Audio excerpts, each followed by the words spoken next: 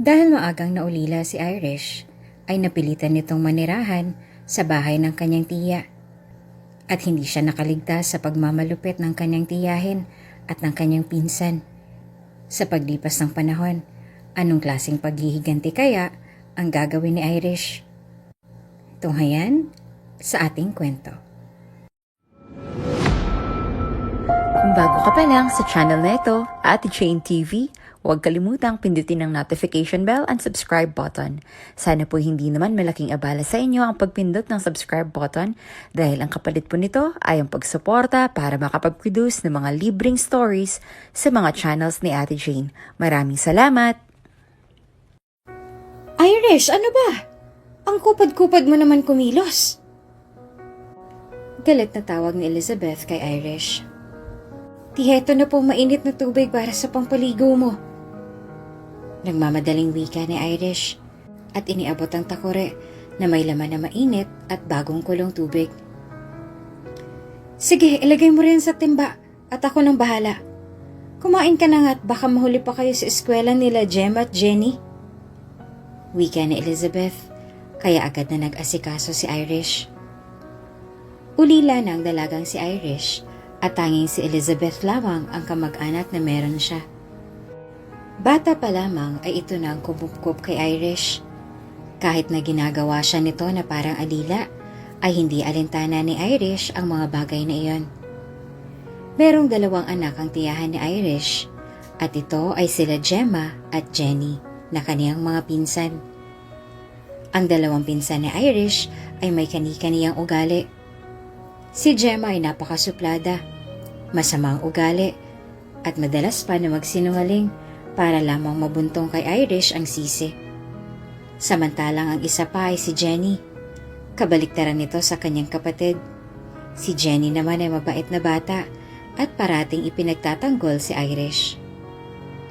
Hay nako Irish, nagawa mo ba yung assignment ko sa math? Ngayon ang pasahan nun eh. Malditang tanong ni Gemma sa pinsan na si Irish. Mabilis itong pinagsabihan ng kapatid na si Jenny. Bakit si Irish ang pinapagawa mo sa assignment mo? Isusumbong kita kay mama. Wika ni Jenny at agad na hinawakan ni Gemma ang kapatid. Huwag kang maingay. At saka pumayag naman si Irish eh. 'Di ba? Baling ni Gemma kay Irish at pasimple pang pinandilatan ang pinsan. Oo Jenny. Ako din naman ang nagpresenta kasi nakita ko na nahirapan si Gemma kahapon. Tsaka madami pa siyang gagawin. Pagtatakip ni Irish sa pinsan na si Gemma. Sus, pinagtatakpan mo na naman tong si Gemma eh. Kaya ka inaabuso. Tara na nga. Wika ni Jenny at sabay-sabay na pumasok sa tricycle ang magpipinsan. Noong araw na yon ay isinulat ni Irish lahat ng mga dapat tandaan dahil hindi niya alam kung makakapasok ba siya sa susunod na mga araw. Mabilis lang na lumipas ang oras at uwian na ng mga ito. Hindi na sumasabay si Irish sa mga pinsan dahil kailangan niya agad umuwi upang maghanda para sa kanilang pananghalian. Oh, Irish, magsaing ka na. Mamaya dadating ng mga pinsan mo. Utos ni Elizabeth sa pamangkin. Nakasaing na po ako. Ano pong ulam ang lulutuin ko? Pagtatanong ni Irish sa kanyang tiyahin. Maglaga ka ng baboy. Tanging sagot nito at nagdudot lamang sa kanyang cellphone. Halos kaedaran lang ni Irish ang dalawang pinsan. Hiwalay na sa asawa ang tiyahin na si Elizabeth. Ngunit kahit ganoon, ay malaki ang sustento na ibinibigay ng dating asawa sa kanya. At iyon ang ginagamit ni Elizabeth para sa pang-araw-araw nilang buhay. Ma, tignan mo, with honors ako! Masayang wika ni Jenny sa ina at ganon din si Gemma. Ang gagaling niya talaga! Nakangiting wika ni Elizabeth sa mga anak. Sus! Kung hindi lang naman dahil kay Irish, wala yan sa top list si Gemma. Puna ni Jenny sa kapatid. Sinenyasan naman ito ni Irish na tumahimik na lamang at napansin naman iyon ng dalaga. Alam mo, Jenny, mas matalino pa ako kaysa doon. Wika ni Gemma at tumingin kay Irish na abala sa pagluluto. O siya, sige na, magbihis na kayo at kakain na tayo. Ano Irish, luto na ba yan? Wika ni Elizabeth at tinanong ang pamangkin. Opo tiya, isang kulo na lang ay luto na ito. Magalang na wika ni Irish at inihanda na ang kubyertos, pinggan at inumin ng mga ito. Tumulong naman sa kanyang pinsan na si Jenny at tinikman ang luto ni Irish. Aba, ang sarap pa. Turuan mo ako magluto sa susunod, insan na. Masayang wika ni Jenny sa pinsan na si Irish. Sige ba, basta magpaalam ka kay tiya at baka mapagalitan tayo. Pagsang-ayon ni Irish at hinahanda ng pagkain. Hay nako, bakit mo pa kailangang aralin ng mga ganyang bagay? May kaya naman tayo, tsaka may sustento tayo kay Papa. Mataray naman na wika ni Gemma at umupo sa silya. Gemma, hindi habang buhay nandyan sila Mama at Papa sa atin. Tsaka di ba nga may bagong pamilya na si Papa? Aba, malay natin. Baka mamaya hindi na magbigay yun si Papa. Kapag malaki na tayo at nakapagtapos na. Payo ni Jenny sa kanyang kapatid. Basta. Hanggat nandyan si Irish, kampante ako. Di ba Irish, hindi mo naman kami iiwan? Nakangiting wika ni Gemma na tila ba may laman ang sinasabi nito. Oo naman. Nakayukong sagot ni Irish at kulang na lamang ay gawin siyang alipin ng tiyahin at pinsan. Anong hindi iiwan? Sa ugali mo palang inis na yang si Irish eh. Hindi natin alam ang ikot ng mundo.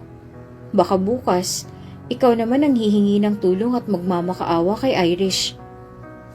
Wika ni Jenny sa kapatid at naiinis naman na si Gemma. Sa panaginip. Galit na wika ni Gemma at kumain na lamang.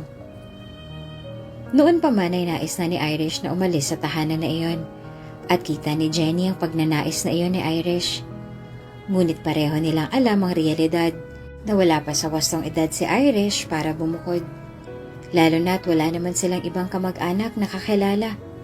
Kaya kahit pagod at pasan-pasan ni Irish ang lahat ng trabaho at gawain sa tahanan na iyon, ay tinitiis na lamang ni Irish ang lahat para sa kanyang pangarap. Alam mo Irish, naaawa ko sa'yo. Kung may magagawa lang ako para gumaan ang nadarama at bitbit mo, ay ginawa ko na. Hanggang tulong lang talaga ako sa abot ng aking makakaya at pagtanggol sa'yo sa aking kapatid. Malambing na wika ni Jenny sa pinsan na si Irish at niyakap ito. Ang drama ninyong dalawa. Inis na wika ni Gemma at nilantakan na ang pagkain. Ang dami niyong satsat, aba kumain na nga kayo. Galit na wika ni Elizabeth na kagagaling lamang sa itaas at bagong ligo pa. Ma, di ba balak mong magnegosyo? Bakit hindi kaya frozen goods ang ibenta mo? Suhestyon ni Jenny sa ina upang maiba lamang ang mood ng ina. Ngumiti naman si Elizabeth at saka nagsalita sa kanyang anak. Okay na ang negosyo anak at bago mo pa man maisip ang ideya na yan, ginawa ko na. As of now, gumaganda ang ating tanda. Nakangiting wika ni Elizabeth sa anak. Wow! O diba, hindi natin need matutong magluto. Singit ni Gemma at napairap na lamang si Jenny. Kumain na lamang si Irish at hindi na inintindi ang pinag-uusapan ng mag-iina dahil wala naman siya sa plano ng kaniyang tiya. Kung naroon man siya, ay malamang ay pagiging alalay ang kanyang gagawin sa parting iyon. Matapos kumain ay kanya-kanya nang alis ang mag-ina maliban kay Jenny na tumulong pa sa pinsan na si Irish. Huwag mo na lang pansinin ang sinasabi nung si Gemma. Papansin yun eh. Alam mo na, mother's favorite kasi. Bulong ni Jenny sa pinsan. Sanay naman ako kay Gemma kaya ayos lang. Sige na ako na dito. At baka pag nakita ka pa ni Tia ay mapagalitan ka pa. Wika ni Irish sa pinsan. Ayaw kasi ni Elizabeth na dumidikit-dikit si Jenny sa pinsan na si Irish at mas nais pa nito na kutsain ang sariling anak ang kanyang pamangkin.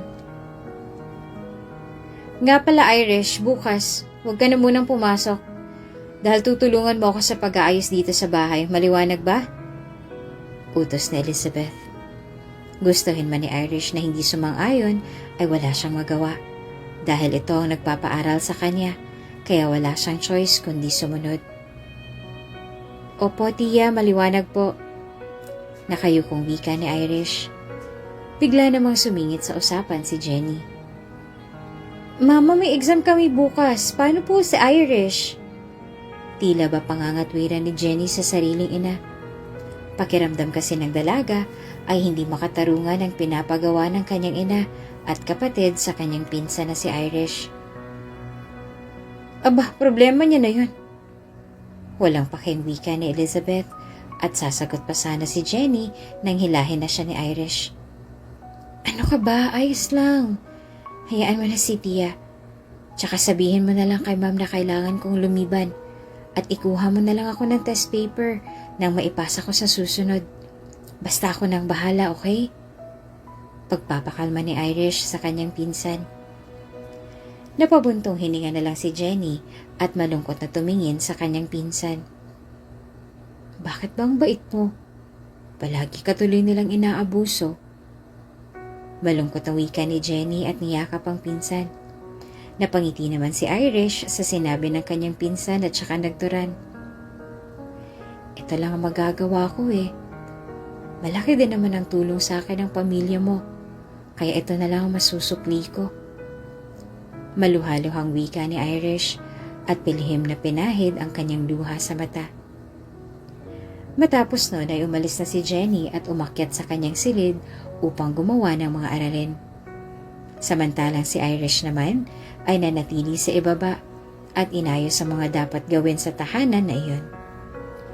Nang matapos ang gawain sa araw na iyon, ay pagod na nahiga sa kanyang kama si Irish at naluhan na lamang dahil sa nadaramang bigat sa kanyang dibdib. Tanging Diyos na lamang ang kanyang takbuhan at wala nang iba. Ayaw din naman ni Irish na magsabi ng mga hinanaing sa pinsan na si Jenny dahil alam niya na ang mangyayari. Patas si Jenny, hindi gaya ng kanyang ina at kapatid na walang ginawa kundi pahirapan ng dalagang si Irish. Sa paglipas ng panahon, patuloy na gano'n ang buhay ni Irish. Bagamat hindi madalas makapasok sa eskwelahan, ay mataas pa din ang grado nito dahil sa angking talino. Irish, pwede ba turo ako paano gawin to? Alam mo kasi medyo hindi ako maka-catch up sa mga aralin eh. Si Mama kasi puro lang business niyang bukang bibig at all around na nagdidinaldal. Please? Pakiusap ni Jenny kay Irish. Minsan lang lumapit ang pinsan na ito ni Irish kapag may hindi lang talaga maunawaan. Sige ba? Tipid na sagot ni Irish at umupo sa silya tsaka tinignan ang aralin. Ipinaliwanag naman ito ang kanyang nauunawaan sa paksang iyon at tuwang-tuwa si Jenny dahil naunawaan niya na ito sa tulong ni Irish. OMG! Genius ka nga! Alam mo Irish, ang galing-galing mo sa science. Ano bang gusto mo maging someday? Tanong ni Jenny sa pinsan. Ngumiti naman si Irish at saka nagturan. Gusto kong maging doktor o kahit nurse kung hindi pa pala rin. Ang galing kasi pwede kong mailigtas sa mga taong may dinaramdam sa pamamagitan ng medisina. Diba? Nakangiti pang pagkukwento ni Irish sa kanyang pinsan. Asa ka pa? Ang mahal-mahal ng tuition sa ganong course, ano? Tingnan na lang natin kung tutustusan ka ni Mama. Taas ng pangarap hindi ko maabot.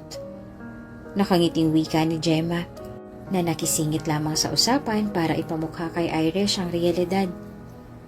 Natahimik naman si Irish at walang masabi dahil tama naman ang kanyang pinsan. Ngunit sa punto nito ay tila ba walang puwang kay Irish ang pag-ahon sa pagkalugmok. Alam mo, Gemma, napaka-nega mo. Palibhasa, ikaw walang pangarap. Ay, meron pala. Sumunod sa yapak ni Mama. Alam mo, hindi na ako magtataka kung isang araw maghihirap tayo dahil sa kasamaan na ugali ninyo. Inis na wika ni Jenny sa kapatid at iniligpit ang kanyang mga gamit at saka hinila paakyat si Irish upang lumayo sa negang kapatid. Pagdating sa itaas ay matamlay na nagturan si Irish. Dapat hindi mo na pinatulan si Gemma. Mamaya'y magsumbong na naman yun sa mama mo at pareho tayo malalagot.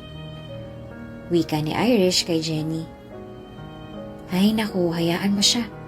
Tsaka totoo naman ang nega niya kaya. Di mo malaman kung may galit ba sa'yo o insecure lang. Naiinis na wika ni Jenny at bagsak na napaupo sa malambot na kama. Totoo naman kasi yung sinabi ni Gemma. Ang taas-taas ng pangarap ko. Malabo namang matupad. Malungkot na tura ni Irish na tila ba nawawalan na ng pag-asa. Ano ka ba? Huwag mo sabihin yan. Kahit hindi ka suportahan ni Mama, kung gusto mo makamit ang iyong pangarap, magagawa mo yun. Magtiyaga ka lang at magsikap. Basta ako, tiwala ako sa'yo na magagawa mo yun. Pagpapalakas ni Jenny sa loob ni Irish. Natauhan naman si Irish sa sinabi ng kanyang pinsan. Matapos ang pag-uusap na iyon, ay mas lalo pang tumatag si Irish at hindi sumuko sa buhay. Mas lalo pang sinipagan ni Irish dahil sa pag-aakalang baka sa pamamagitan nun ay matuwa sa kanya si Elizabeth. Ngunit taliwas iyon. Irish, ihatid mo nga to kay Aling Sonia. Maayos yan dapat ayokong masira sa customer. Wika ni Elizabeth at ibinigay ang produkto sa dalaga. Dahil nga ayaw ni Irish na makadinig ng bulyaw at pangiinsulto sa tiyahin, ay lahat ng inutos nito ay kanyang sinusunod. Sige po. Wika ni Irish at binuhat ang isang bag ng mga frozen foods na sobrang bigat. Kinaya ni Irish na madala iyon sa kanilang customer. Nako, Irish! Ang bigat nito buti kinaya mo.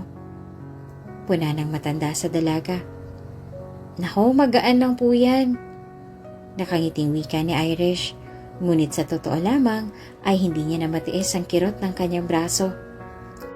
Binayaran siya ng matanda at binigyan pa ng pasobra, ngunit dahil nais nga ni Irish na matuwa ang tiyahin, ay ibinigay niya din ang pasobrang bigay ng matanda. Aba, mas maganda pala kung ikaw ang nagde-deliver at may tip. Sige, ako na muna dito sa ibaba at magpahinga ka na. Nasabi ni Aling Sonia sa kabilang linya kanina na sobrang bigat ng deliver mo. Kaya magpahinga ka muna. Wika ni Elizabeth at natuwa naman si Irish. Mabilis itong nagtungo sa kanyang silid at doon na ininda ang sakit na nadarama. Aray, daing ni Irish at napansin ang pamamasa ng kanyang mga braso. Agad na bumaba si Irish at nilagyan ng yelo ang isang bimpo at saka inilagay iyon sa kanyang magang-magang braso. Dahil sa pagod ay nakatulog si Irish at nagising na lamang sa yugyog ng pinsang si Jenny. Irish, gising, ang init mo. Dadaling ka namin sa ospital. Nag-aalalang wika ni Jenny at pilit na ginigising si Irish. Nagmulat naman ng mata si Irish at nagkunwari na walang dinaramdam. Ha? Ako nilalagnat? Naku, hindi Hindi kasi ako naligo kanina kaya mainit ako. Sige na, pasabi na lang kay tiya, wag niya na akong alalahanin. Kaya ko na. Pagsisinungaling ni Irish at nahuha pang tumayo. Sure ka ba dyan? Kunot noong tanong ni Jenny na tila ba hindi naniniwala sa pinsan na si Irish. Oo naman. Nakapagpahinga na din naman ako so okay na ako. Pasabi na din kina tiya. Wika ni Irish at Becky pang umiti sa kanyang pinsan. Sige, pahinga ka na lang muna at baka mapano ka pa. Nag-aalang ang bili ni Jenny sa kaawa-awang pinsan na si Irish. Matapos sabihin ng mga katagang iyon ay lumabas na si Jenny. Pag-alis naman ng pinsan ay doon na nagpahinga si Irish. Ramdam niya ang kirot sa magang mga braso at init ng kanyang katawan. Oh, nasaan na si Irish? Taas kilay na tanong ni Elizabeth sa anak. Ma, sobrang init ni Irish. Wika ni Jenny sa kanyang ina. Nilalagnat din pala yun. Natatawang singit ni Gemma at sinamaan ito ng tingin ni Jenny. Itinanong mo sana si Irish kung may nararamdaman. Kunot noong tanong ni Elizabeth na tila ba hindi natutuwa. Baka nag-iinarte. Pairap-irap na wika ni Gemma.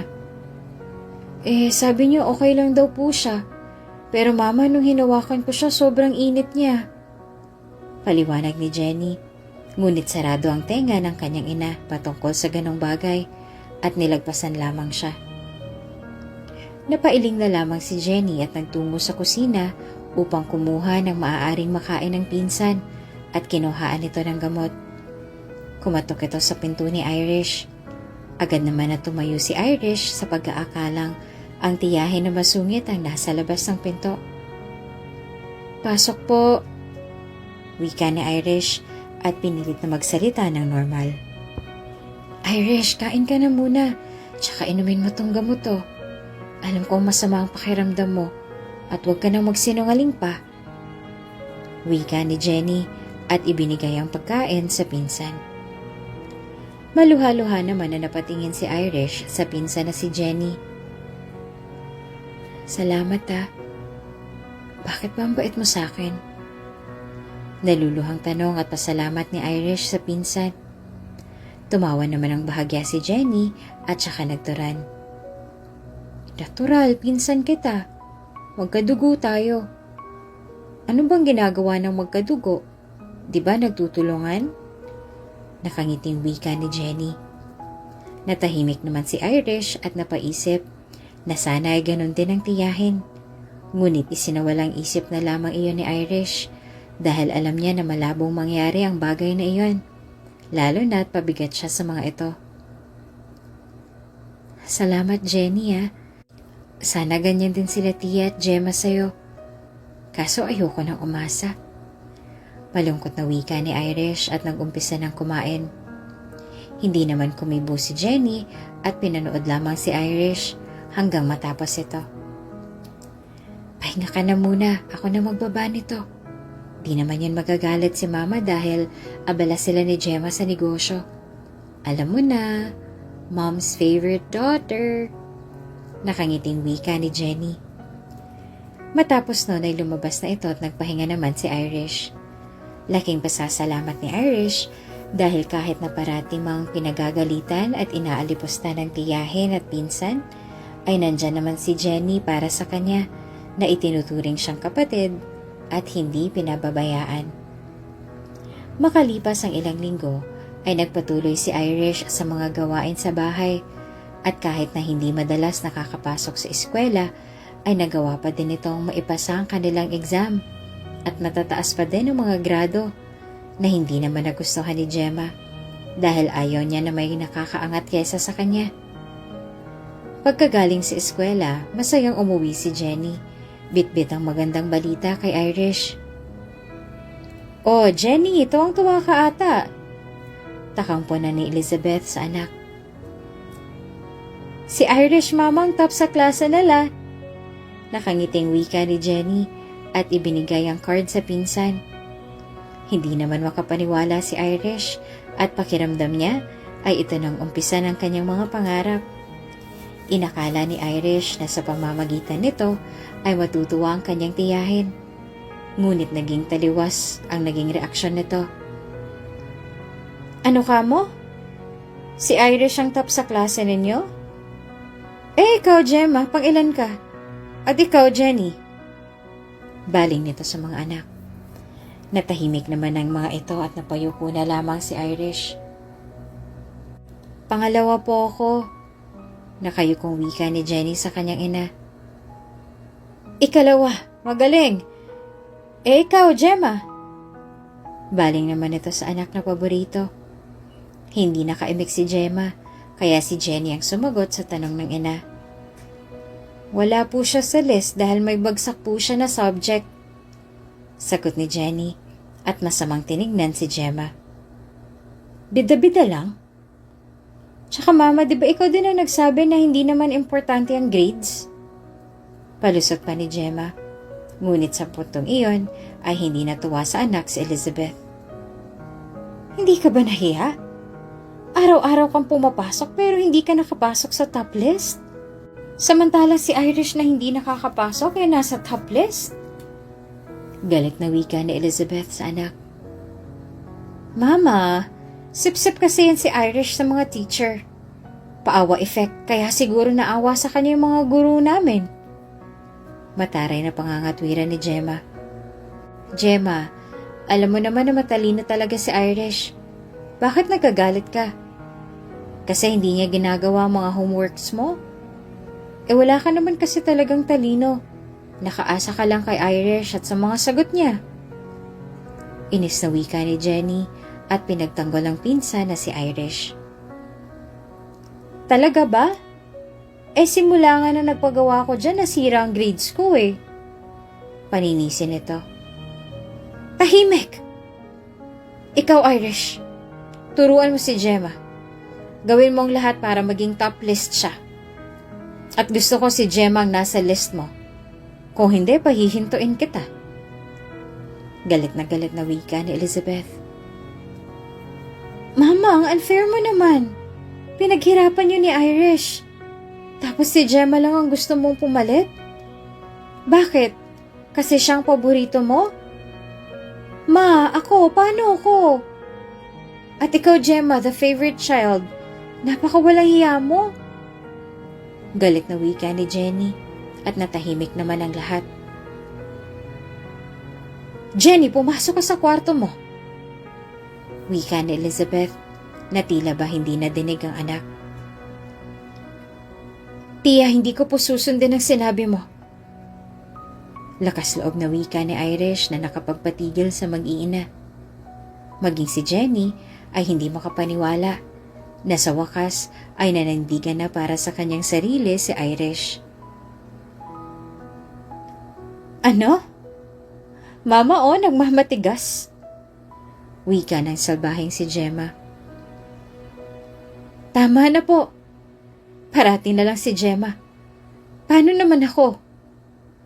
Ito na lang ang paraan para makatungtong ako sa kolehiyo at makakuha ng scholarship.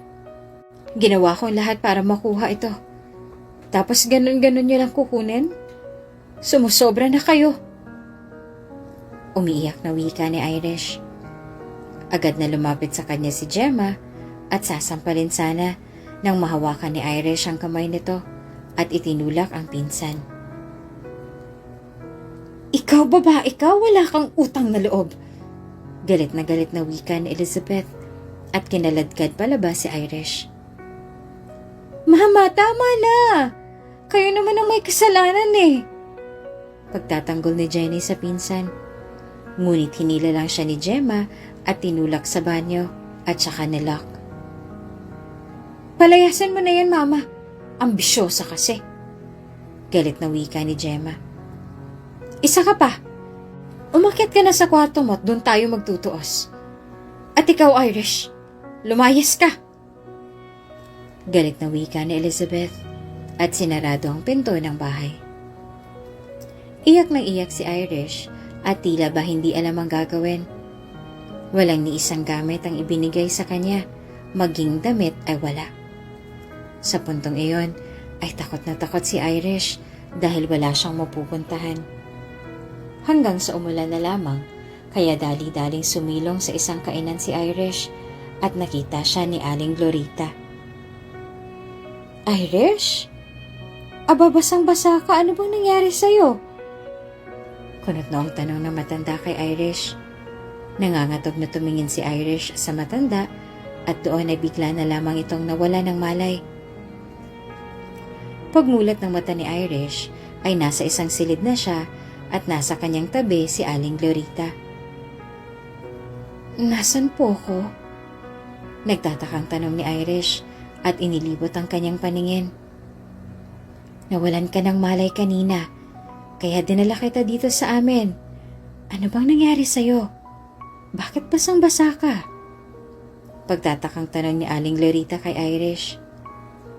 Doon na muling naalala ni Irish ang mga nangyari at hindi alam ang kanyang gagawin. Pinalayas po ako sa amin. Naiiyak na sagot ni Irish. Diyos ko, pinalayas ka? Saan ka pupunta ngayon? Pagtatakang tanong ni Aling Glorita. Lumuluhang napailing si Irish. Wala po. Tipid na wika ni Irish at naiiyak sa sobrang takot. Takot na walang mapuntahan at malapitan. Hindi na alam ni Irish kung paano na siya ngayon. Wala kang mapupuntahan? Kung ganun ay dumito ka na lang muna sa akin. Wala naman akong ibang kasama dito. Tulungan mo na lang ako sa aking karinderya at ipagpatuloy mo ang iyong pag-aaral. Alok ng matanda. Hindi naman makapaniwala si Irish dahil kahit na gano'n ang nangyari, ay mabait pa din sa kanyang tadhana at hindi siya pinababayaan ng Diyos. Simula noon ay nanatili na sa tahanan ni Glorita si Irish. Pinagsabay ng dalaga ang kanyang pag-aaral at pagtatrabaho. At na makapagtapos sa high school, ay huminto muna si Irish upang makapag-ipon para sa pang-pa-enroll niya. Makalipas ng ilang taon ay nakapag-ipon na si Irish kahit papaano, kaya nag-aral na itong muli. Naging working student si Irish sa umaga, pumapasok sa eskwela at pag-uwi ay tumutulong sa karinderya. Dahil matanda na si Aling Glorita, ay umuwi ang kamag-anak nito upang ipagpatuloy ang negosyo ng matanda. At doon ay pinaalis na ng mga ito si Irish. Hindi naman sumama ang loob ni Irish sa mga ito dahil malaki na rin ang naitulong ng matanda sa kanya. Nang umalis sa poder ng matanda, ay nangupahan si Irish sa isang maliit na apartment at nagtrabaho sa isang fast food chain. Sobrang hirap para kay Irish ang pagsabayin ng kanyang pag-aaral at pagtatrabaho. Ngunit para sa kanyang pangarap, ay tinatagan ni Irish ang kanyang loob. Nagsumikap ito, at dahil may angking katalinuhan si Irish, ay nakatanggap ito ng scholarship galing sa foundation na nagbibigay ng scholar sa mga working student, breadwinner, at mga kapospalad na masisigasig sa kanilang pag-aaral. Kahit hirap si Irish ay hindi niya naisipan na sumuko dahil may pangarap siya at ito lang ang tanging daan para makamit niya ang mga nais sa buhay. Doble kayod si Irish at makalipas ng mga taon ay nakamit na ni Irish ang kanyang pangarap. Nagbunga din ang kanyang paghihirap. Nagtapos ito sa kursong medisina at kalaunan ay naging resident doctor na ito. Magandang araw po, ano pong maipaglilingkod ko sa inyo? Pagtatanong ni Doktora Irish sa mag-inang nakaupo. Kinonsulta naman ng ina ang nadarama ng kanyang anak. Naging masigasig si Irish sa trabaho at kahit na isa na siyang ganap na doktor ay hindi niya nalilimot na tumulong sa kanyang kapwa. Isang araw habang abalang lahat sa kani-kanilang mga trabaho ay may nakita si Irish na pamilyar na mukha. Tia Elizabeth? Jenny? Tawag ni Irish sa mga ito. Nagulat naman ang mag-iina nang makita ang dalaga. Irish! Umiiyak na banggit ni Jenny sa ngalan ng kanyang pinsan at mabilis na nagyakap ang dalawa na matagal nang hindi nagkikita. Samantalang si Elizabeth naman ay hindi makatingin sa dalaga at nahihiya. Tia Elizabeth, Jenny, anong ginagawa niyo dito? At saka bakit hindi niyo kasama si Gemma? Pagtatakang tanong ni Irish sa mga ito. Bagamat nahihiya, ay sumagot si Elizabeth sa tanong ng pamangkin. Si Gemma ay may sakit sa dugo kaya kami nandito.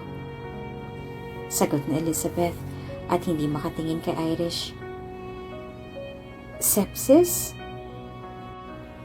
Isa itong pagkalaso ng dugo o Systemic Inflammatory Response Syndrome at isang nakakamatay na kondisyon na buhat sa pagdugo ng katawan sa mga impeksyon na nagpinsala sa sarili nitong mga tissue at organ. Nasaan po ngayon si Gemma? Wika ni Irish at nabanggit ang ibig sabihin ng sakit ng pinsan. Nasa loob pa siya at hindi namin alam ang gagawin. Wika ni Elizabeth na hindi mapakali. Maya-maya ay lumabas na ang doktor at kinausap si Elizabeth.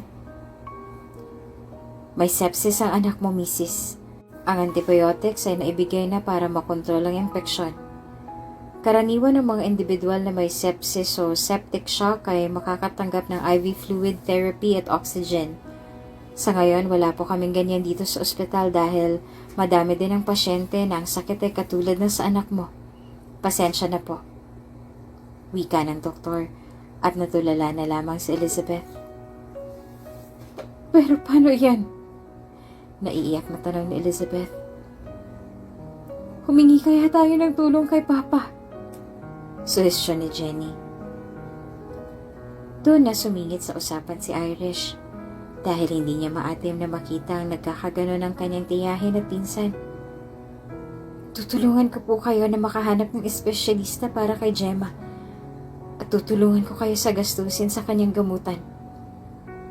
Wika ni Irish at walang pag-aalinlangan sa kanyang mga sinambit. Tatanggi pa sana si Elizabeth dahil sa hiya. Ngunit nagpumilit si Irish at ipinaliwanag na hindi na dapat nagsasayang ng oras. Tinulungan niya ni Irish ang mga ito na maipagamot si Gemma at makalipas ang ilang araw ay nakausap ni Irish si Jenny. Kamusta?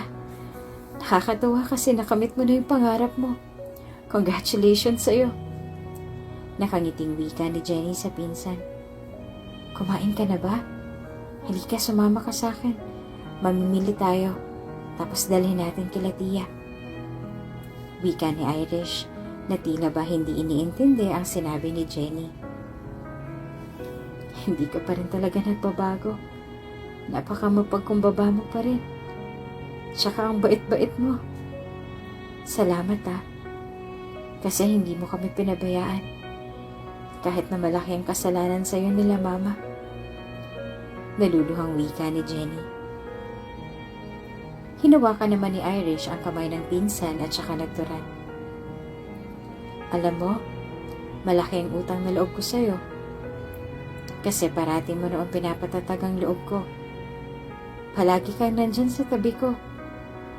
At nung pinalayas ako ni Tia, sobrang takot na takot ako kasi baka may gawin siyang masama sa'yo.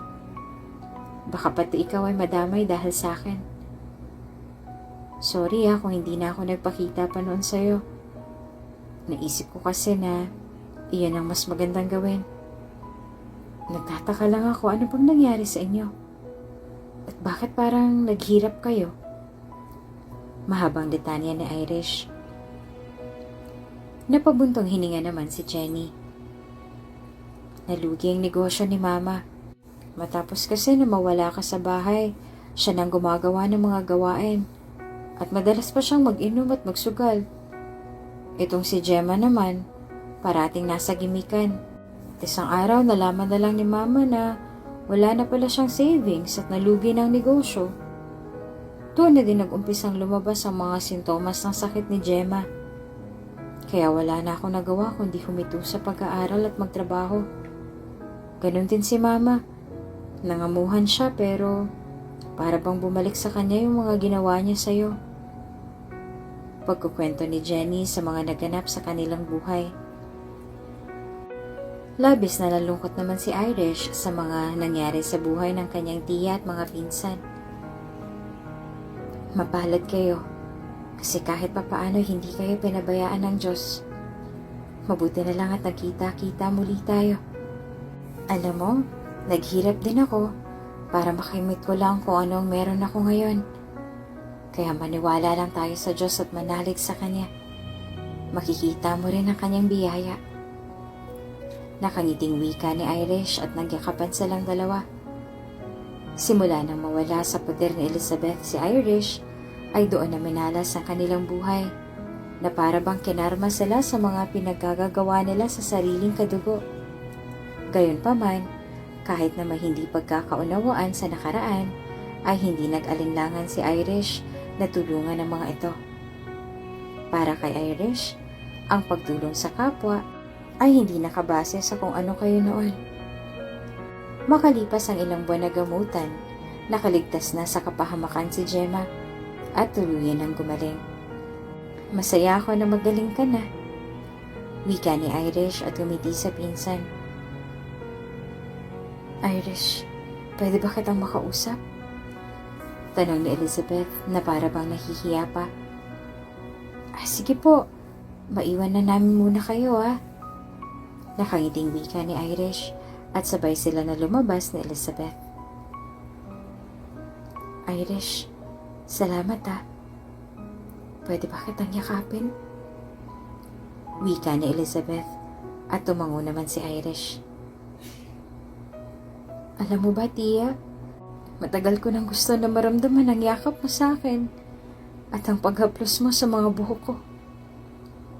Lumuluhang wika ni Irish habang nakayakap sa tiyahin. Napahagulgol naman si Elizabeth dahil sa sinabi ni Irish. Inalala niya kung kailan ba niya huling niyakap ang pamangkin. At iyon ay noong sanggol pa lamang ito. Patawad, Irish, sa lahat ng kasalanan na aking nagawa sa'yo. Siguro nasilaw lang ako sa mga salapi na meron ako at napangunahan ng galit. Sa totoo lang, hindi ko kasi matanggap na nawala ang mama mo at ikaw ay nakaligtas. Iniisip ko noon na baka mapawi ang sakit na dinaramdam ko kung pahihirapan kita. Hindi ko man lang inisip na naging demonita na pala ako. At hindi ko naaalala na ikaw na lang ang tanging alaala ko sa kapatid ko. Patawad, Irish. Sobrang nagsisisi ako. At sana hindi pa huli ang lahat para makabawi ako sa'yo. Umiiyak na wika ni Elizabeth sa kanyang pamangkin na si Irish. Wala yun, tita. Nakaraan na yun.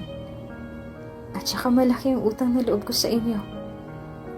Kasi kung hindi niyo ako kinupkup noon, baka wala ako ngayon dito sa ospital.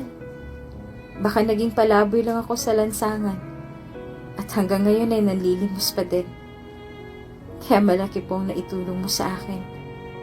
Kahit na hindi magandang trato niyo sa akin, nagpapasalamat pa din po ako. Ang mahalaga ay ayos na po si Gemma at nagkaayos na po tayo. Nakangiting wika ni Irish at sabay silang bumalik sa silid ng may ngiti sa labi. Pagkatapos ng ilang mga test kay Gemma, ay pinauwi na din ito at na-discharge na sa ospital. Sumama si Irish sa bagong bahay nila Elizabeth. At kung anong laki ng bahay nito noon, ay siya namang liit nito ngayon. Nabenta kasi ni Mama yung bahay nung mga panahon na walang-wala kami. Nangungupahan lang kami dito. Pasensya ka na, masikip dito sa bahay at saka madumi. Paghingi ni Jenny ng pasensya. Tia, sumama na lang kaya kayo sa akin sa bahay ko. Malaki naman po yun. Tsaka sariling bahay ko na po yun. Para naman hindi na kayo magsiksikan dito. At saka delikado pa sa kalusugan. Lalo na't madumi po yung kapaligiran. Lalo na para kay Gemma. Suwestyon ni Irish. Naku, nakakahiya naman sa'yo, Irish. Ang dami mo nang naitulong sa amin.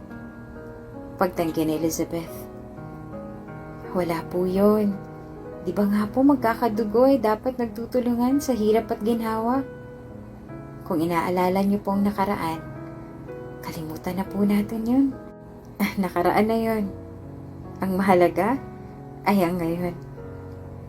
Nakangiting wika ni Irish. Sa oras na yun, kahit na ayaw pa nila Elizabeth, ay si Irish nang nag-insist na patuloyin ang mga ito sa kanyang tahanan. Labis ang pasasalamat nila Jenny, lalo na si Gemma. Isang gabi habang nag-iisa sa sala si Irish, ay nahihiyang lumapit sa kanya si Gemma. Irish? Tawag ni Gemma sa kanyang pinsan. Oh, Gemma, bakit gising ka pa? Dapat nagpapahinga ka na. Masama sa'yo magpuyat, lalo na't kagagaling mo lang sa sakit. Pagpapayo ni Irish sa pinsan. Ngumiti naman si Gemma at saka hinawakan ng kamay ng pinsan. Sorry, Irish sa lahat ng ginawa ko sa'yo nun. Sobrang inggit ko lang talaga sa'yo kasi kahit na ganun ang ginagawa sa'yo ni Mama, nagagawa mo pa din makamit yung mga grado na gusto mo. Pakiramdam ko, ang bobo-bobo ko kasi. Hindi ko makuha ang mga aralin. Samantalang ikaw, agad-agad nauunawaan mo. Naging insecure ako sa talino at hindi matanggap na mas matalino ka kaysa sa akin. Paghingi ng tawad ni Gemma kay Irish. Sobrang nag-guilty si Gemma nang makitang basang-basa sa ulan noon si Irish. Ngunit dahil sa inggit ay hinayaan niya ito at inisip na kapag nawala si Irish ay magagawa niya na ang nais. Ngunit kabaliktaran lahat ng iyon. Nang magkasakit si Gemma, doon niya lang naisip na mali lahat ng ginawa niya kay Irish. Ano ka ba? Para kang si Tia eh. Nakaraan na yon. Tsaka kalimutan na natin. Alam ko naman na nadala ka lang ng galit mo. At least ngayon okay na tayo. Magiliw na wika ni Irish at niyakap ang pinsan. Salamat talaga Irish ah. Ang bait mo. Tama nga si Jenny. Naiiyak na wika ni Gemma. Matapos ang pangyayaring iyon, ay nagkapatawaran na nga ang mga ito. Iniisip ni Irish na kahit ganun pa ang ginawa sa kanya ng sariling tiyahin at pinsan, ay mas pinili niya na kalimutan na lang ang mapait na nakaraan at mamuhay sa kasalukuyan na maayos na sila at nagkakaunawaan. Namuhay ng buong pamilya sila Irish, kasama ang dalawang pinsan na sina Gemma at Jenny, maging ang tiyahin na si Elizabeth. Masaya silang hinarap ang kinabukasan na magkakasama at wala nang alitan. Karanasan ang magsisilbing aral sa tinatahak mong buhay. Ang mga pinagdaanan mo sa buhay ay gawin mong daan para makamit mo ang iyong minimithing pangarap. Ika nga, kapag nadapa, bumangon. Kapag pagod na, magpahinga. Ganun lang naman ang buhay. Kung susuko ka, bakit mo pa sinimulan? Kaya laban lang. Bangon lang. Makakarating ka din sa iyong patutunguhan. Darating tayo sa puntong pagod na tayo at gusto nang sumuko. Madalas pa nga sa bawat malaking problema ay nagrereklamo agad tayo sa Diyos. Ano man ang dumating sa ating buhay, manalig at magtiwala ka lang sa Panginoon. Huwag mong tanungin kung bakit niya ibinigay sa iyo ang mga pagsubok na yan. Sapagkat hindi niya ibibigay yan sa isang tao kung alam niya hindi nito kakayanin. Laging tandaan na ang Diyos ay mas makapangyarihan kesa sa ating mga suliranin.